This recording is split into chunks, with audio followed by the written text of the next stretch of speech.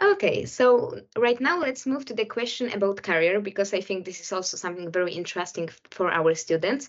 So first, I would like to start. Why do you feel this career is more suitable for you rather than the other ones in veterinary profession? Yeah, so I've been working in research because I did a PhD and a postdoc, and I've always been interested in finding how. I mean, I've always been curious, so I've always been interested in research, and I think this specific path of being a vet it's actually allowing me to be both on the research side, so always finding you have always having trying to find answers to research questions in basically in biomedical work, and at the same time being able to work with animals, which is the reason why I entered the vet field. So I think it's a good balance. Okay, perfect. And how does your specialization contribute to the veterinary field? Yes, that's a very good question because I think most of the times I mean, people who think about research with laboratory animals, they think about the impact on human medicine. But of course, we need to remember that, all the vaccines that we use in dogs, cats, cows, horses, and all the therapies, the medicines that we use on these, let's say, most common species, they come from preclinical research. So research that is done with laboratory animals, of course, with the right model, but the impact is also in the veterinary field. And usually this is not highlighted much, but I think this is important to remember. Okay, yeah, that's true. Because I think people always are thinking about human medicine when we are talking about laboratory animals, and sometimes about cosmetics. Because a few years Yeah, ago, yeah, we had a lot of cosmetics which yeah. was tested on animals. But yeah, that's very important to state that it's not only about that, and laboratory animals are having more value in veterinary field also and other fields. Yeah. Uh, Okay, I wanted to ask if is there any difference, but I know is a difference in work culture from our regular clinic profession comparing to your profession. But can you explain it a little bit to us? Yes. So mainly we work with species, as I said, that are not covered during our vet course. So that's already, say, one one important thing to remember. And it's true also that these species are not ethologically studied as much as other species. Now it's changing, luckily. So there are more and more studies on, let's say, rodents, on activity of rodents, how they act, which is also important for the research that is done with these animals. The other important thing is that most of the things that are done on these animals are like, and I'm talking about mainly about anesthesia and analgesia, are not studied as much as, anesthetics and analgesics for cats, horses, yeah, cows, these kind of things. And then the third, but maybe the most important thing is that, when we have these kind of animals, when we work with these kind of animals, we are working in a research setting. So these animals are used to reply to a research question, a scientific question. So we have these models, and we need to make sure that the animals is kept in proper welfare, because if we think also about us when we are sick, we don't respond as some inputs in the same way as when we are healthy. So for example, if I have fever, I'm not gonna go out and run or do these kind of things. So this is this is impacting the outcome of the inputs that I'm getting, which is, okay, go out of bed and go running. So if I'm sick, I'm not gonna give the same response. So we have these animals that, sometimes from the vet perspective, it's can also be tough because, we are making them sick. If not us, we are working in a research environment where they could get a level of sickness, but our role is to make sure that that level of sickness doesn't go beyond what is humane and what is bearable. So we are there also to support the researchers, to tell them, okay, we need to provide now this level of analgesics, before a surgery, after a surgery, so that the animal can recover well and do this. So we are always on the limit on treating the animal so that the animal doesn't suffer beyond a certain point. But at the same time, we need to make sure that, for example, if we give a non-steroidal anti-inflammatory medicine, that is not impacting the research, okay? Because that's the really thin line that we need to keep. So I think that's the main difference. It's not just getting a horse or a dog or a cow with a disease and we just treat it to get it better. We need to make sure that the animal is in proper welfare, so is fine, but at the same time is able to provide a specific response to whatever we are doing with that model. I think that's really important what you just said, because as we talked at the beginning, lab animals, being a veterinarian who is treating, let's say that, lab animals is sometimes very controversial. Even students don't really understand what you are doing, So I'm really happy that we are talking about this right now, because I think it's really important to educate us, to educate everyone, and get people more to more understand what we are doing exactly, because I think it's really, really important, and I think a lot of people should hear this part, the last part, because it's super important, and I think it could change a point of view of a lot of people. Because first of all, I really appreciate that you as IVSA are giving this opportunity to lab animal vets, because usually we are never involved in these kind of conversations. But as I said, we are a small community.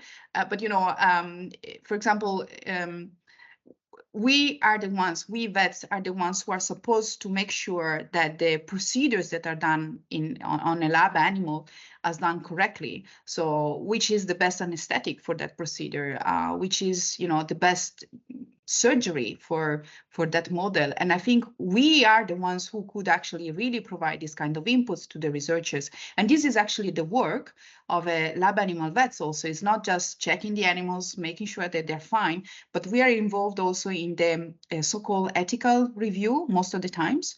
And if not all the vets in the unit in this field, most of them, because it's required again by law. So we also need to know, okay, for a rat that needs to go 4 or 5 hours of surgery, what can I do as a vet to make sure that that surgery is successful, that the animal is not feeling pain during the surgery, and the animal is recovering fine? We really need to we need to work with what we learn at school, and then give it back to the animals and to the research that is done with these animals. Yeah, that's really amazing and very hard and very complicated, but it's really important. Yeah, and I'm sure some people will really like to work in this field. Yes, I think that too. And next question is, I know that this is going to be a very important question for some of our members, because they ask about this a lot, and I think you could be a perfect person to answer this. Because have you ever had any situation in which you have to comment on politically on any issue, and if so, how would you manage to do it in more diplomatic, let's say that way? Yeah. So as a political situation, I never had to, for example, to report to a government. I'm not at that level, so I'm really a normal person. But I think that every time I talk about my work, it's a political discussion. And especially considering the country I'm from Italy, the debate about laboratory animals is really, really, polarized in Italy. And that is also fueled by some politicians. And of course, it's easy to say, okay, you are against laboratory animals. Next time you go to the hospital, nobody should treat you because all the medicines are actually coming from from preclinical research. That would be the easiest question, the easiest answer, but it's not the answer that would work. Yes. It's an answer that it's really emotional. It's an answer that I really would have loved to say multiple times, because sometimes you really just, that's the situation. If you're sick, you go to the hospital, that's what's going to happen. it's important to educate, first of all, our community, our vets, because as you said, not all the vets are considering this as a proper vet field, because it's, it's being, as we said, at the limit. So it's very important to start teaching about laboratory animals and how to address laboratory animal medicine in a specific way already at the university, because also it's the consequences are also on normal animals, on pets. So I would say, okay, sometimes with some people that are very, very polarized, you cannot discuss. Yeah. I mean, they have their own ideas, and you can talk multiple times really nicely, really bring in examples, but it's difficult to make, to convince people that what they thought all these years, it's wrong. I mean, all the people who are telling me, I'm buying cruelty-free cosmetics from some specific, brands.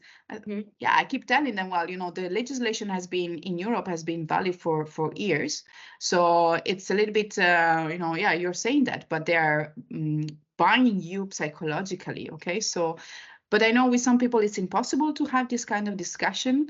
As many other people would say, stick to the fact, to what the legislation is putting into the role. I think that many countries have these transparency agreements. Again, because animal research is very polarized. I mean, it could be a topic, a very polarized topic. The problem is that usually is the universities or research centers or industries that are having these signs this transparency agreement, but the vets are not really, or the technicians working with laboratory animals, they're not really on the front line, and they are part of the discussion as well. So it's not just, okay, we researchers, we're doing this research, we are treating our animals better, we are doing this research to find a cure for whatever, or to understand how a specific disease works, but it's the vets who are actually supporting this research. And I think sometimes we are missing our presence in these discussions. So that would be, for me, the first thing to do when there is a political discussion, not only talking, okay, I think what, usually we're doing is fine. I think the directive was the right step. With all the flaws that has in different countries, but that's okay. But we as vets are the ones who are actually able to provide good care for these animals. Yes. So yeah, just make sure when there are, I mean, if I was asked, I would say, okay, my life, I'm helping during the anesthesia, I'm helping the researchers, to practice more and more the surgeries, so that on not on live animals, but on stuffed animals or to other 3D printed things, so that we can make sure that when that person goes on the live animal, then it's fully supported. So I think putting our experience in first hand during this discussion is important, but we cannot always convince people. This is something we need to, just to accept.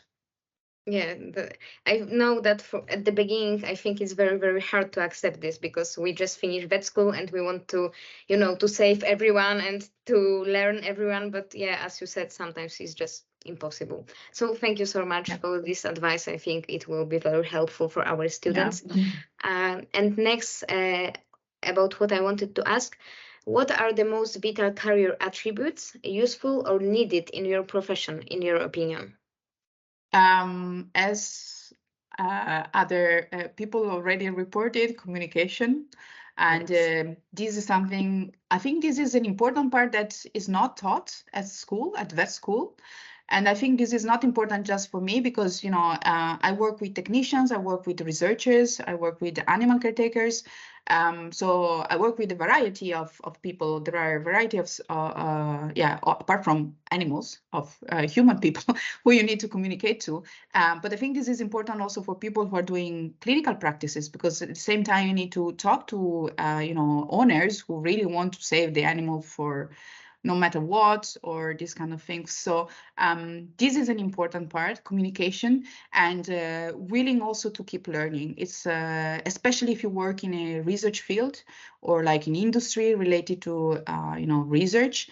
You need to be able to be flexible, and every year there's something new coming up. Luckily, every year there are new papers or new research on laboratory animals that could actually help our work. So you need to be kept in the loop and just keep learning, and be humble enough to make sure that you keep learning, sorry, and you keep asking questions, because that's also important.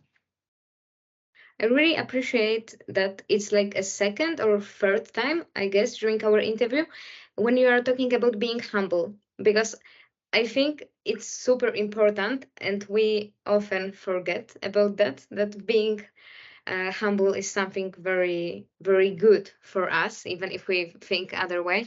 So yeah, I really appreciate that you are telling us about being humble, because I think it's important. So thank you for that. Because for us as students, I think it's very hard sometimes to do it. So Yeah. thank you so much. No, thank you. I mean, I think this is also coming from working in this field, because as I said, when I started, I didn't know anything about rats or mice, and they are the main species that I use. So, you really need to make sure, okay, well, I will ask this question, and then, I will learn more. And I think you do this so that you can be a better vet. So that's That's maybe the trick. true. Yes. But what were the biggest challenges in your career? Okay, well, on the personal level, of course, moving from country to country is not always easy. And when you are in your 30s, it's one thing. Now I'm 41, so it's changing setups, and then that's that can be difficult. But I still think that is really enriching, and yeah, I don't know when I will stop. For now, I'm happy here in Amsterdam, so I don't know, but that could be one of the challenges as a person. A challenge as a profession is, sometimes in our field, as I said, we work with animals that we cannot cure, we cannot treat. Just because we want to treat. Sometimes there are actually no treatment because we are studying things that don't have any treatment. So having this emotion towards the animals, I mean, I'm attached to our mice and rats. I talk to them. I talk to fish. I talk to all the animals that I've been working with. And, but at some point you cannot, they need to be euthanized, or there is the scientific endpoint for that study. So in our field, it's called compassion fatigue. Mm-hmm. So you are compassionate. You know that whatever bond that you have with that animal is gonna stop, and that's not easy. I mean, psychologically, it's not easy. I'm giving an example. At the beginning of COVID, the pandemic, so in March 2020, we didn't know how many people we would have in our facility. We didn't know if everybody would get sick or die because there were no information. So many facilities all over the world, they decided to decrease the number of animals they had. And by decreasing, I mean, you have to decrease the numbers. So meaning you have to kill some of these animals just because you didn't know if you would be able to take care of them. And of course, our first duty is to take care of them, to make sure they have a good life. But we didn't know if we would be able to feed them or do something like this. So luckily, we didn't kill a large proportion of what we had, but we had to make sure that we would be able, to come and do everything that was, giving water, feeding, all this kind of stuff.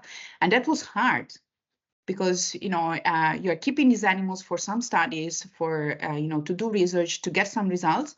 And then it's just, okay, I cannot do this because I don't know if tomorrow I will be in to feed them. So we had to euthanize them, actually kill them, not euthanize them because they were healthy. And this happened all over the world. And that was hard. I mean, I really felt like I'm a killer. So psychologically, that has an impact. So when you enter these fields, I hope that now we have learned the lessons on how to work during a pandemic. But we need to be able to understand, and I think that's also something that vet schools should actually prepare you as a vet, because in every setting, also in clinical practice, you need to be ready, to kill an animal or to euthanize an animal in clinical practice, not to kill. But it could be challenging sometimes. Yeah, I don't even know what to say right now because I didn't even know about the whole situation with lab animal during the COVID pandemic. Yeah, wow. I Yeah, guess. that was only during the first 15 Yeah. days or 1 month, where literally the whole world was going nuts and crazy. We didn't know if we would have, we had food and enough to keep feeding our animals, but we didn't know if our supplier would be able to send us food as well. So it's the Yeah, whole situation, it's not just, okay, my facility, it's the whole world that it was in the same situation. So these are aspects that, you're never ready to do. And that's why I think it was a good lesson, because I'm sure other pandemics will happen, considering what's happening in the world. So, that for us in this field was really, really, the beginning was hard, but we've learned. So I don't think that the animals that have been sacrificed were sacrificed without any meaning. So yeah. I totally understand that part, and I totally agree. And I know that it. Maybe I don't know, but I suppose it was super hard to make a right decision because you didn't know yeah, anything what's going to be the future, to be honest. So I totally understand that, and yeah, I totally understand that it was a big challenge because it's even hard to think about that for me right now. So yeah.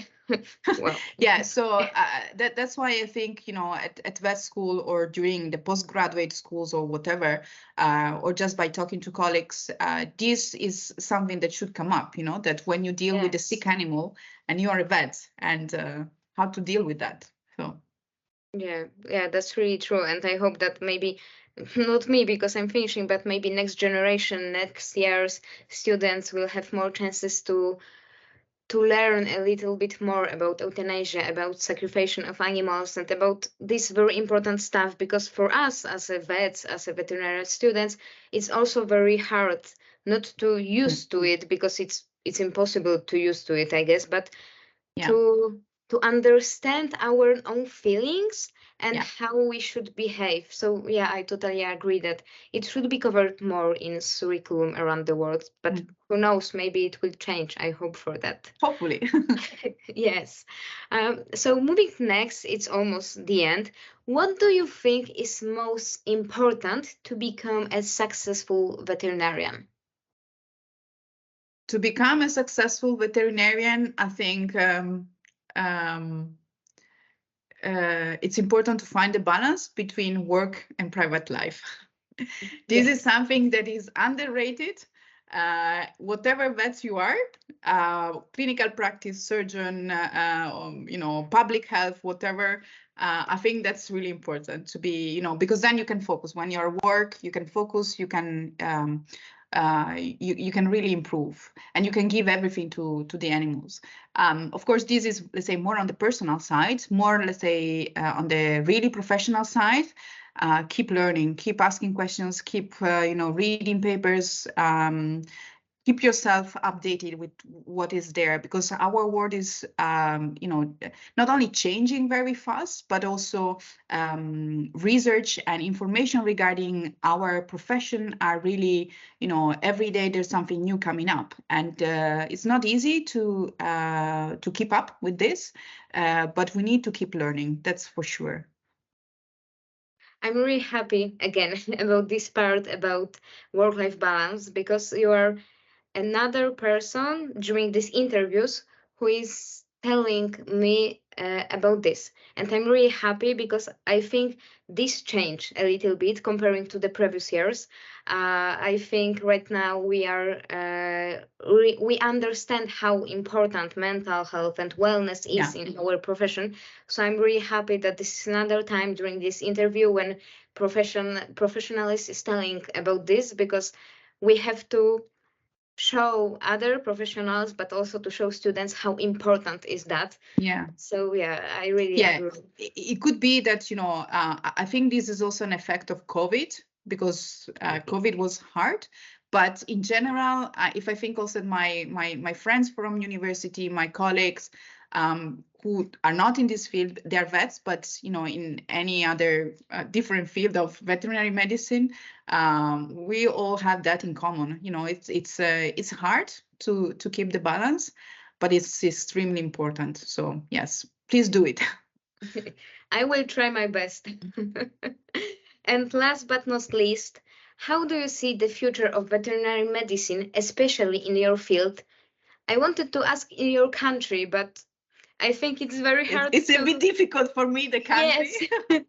Yes. But actually, also in the country, I can tell you something. But in my field, I think we veterinarians are needed not only to support, as I said, the researchers when the study is designed or when they need to start the experiments, but I think that more and more we need to give an impact on what is the right model, because we don't know everything, okay? But we know how different animals work, and what is the difference physiologically and apart from anatomically, but mainly physiologically and metabolically, between, I don't know, large animals or a mouse. But as I said, more and more studies are also saying, okay, why do we use mice for cancer? Why don't we use, for example, the clinical work coming from dogs? Because dogs are also developing some cancers that are quite similar to humans. And I'm not saying that we should use dogs as model in the preclinical work, but what is coming to the clinicians, start to working also with those data. So that are coming from there. So yeah, I think that the idea is to be able to. I think that the vets in the future will be more and more involved, or at least I hope, more and more involved in choosing the right model, in providing inputs. As I said, being able to be part of the discussion about preclinical research and work with laboratory animals. And regarding the country, so right now I live in the Netherlands. And for me, last year, it was a little bit strange when I moved here, because the government would like to stop the use of animals in research, so in the preclinical parts. But at the same, and there are a lot of, Utrecht University is great in providing information about alternatives, what to do on the 3 R's level, so replacement, refinement, and reduction. But then I said, okay, I moved here to work in an animal facility, and now, the government wants to stop work with animals. But at the same time, it's not like this. I mean, we have a lot of work that is, I think, rightly put in action to, as I said, be able to provide the best model, or to make people thinking that maybe they don't need an animal at all, okay? But on the other side, there are a lot of small biotechs, research institutes that still work with animals. So I'm like, okay, now there is almost 50%. So I'm a vet in this country. I would like to keep doing my job because I like it. But I think the key in this case would be to have vets more involved in, promoting what's the right model. And we need to be part of the research itself. So that's why I thought, okay, we will never stop studying and learning, because we need to be able to provide inputs. So, and to do that, we need to keep studying and evolving our knowledge itself. Yeah, totally agree. So from my side, that's everything. Thank you so much Oh, for your thanks, time, Zuzanna. for sharing your experience. I feel that today we talk really about a very, very important topic, and I'm really happy that we had a chance to cover laboratory animal here in our veterinary profession podcast. And I'm really happy that I could do this. And yeah, thank you so much for your time and No, for your input in this. thank you, Zuzanna. I really, really appreciate it. And I'm really a big fan of this because I wish I had it in my times at the university. So what you're doing right now is amazing. And I wish I knew IVSA when I was a vet student, because that's another opportunity that I regret a little bit not to having this. But yeah, regarding lab animals and work with lab animals, I mean, if people want to get in touch, I'm happy to discuss and whatever questions you have. So thanks again to you, and keep doing well. Thank you so much.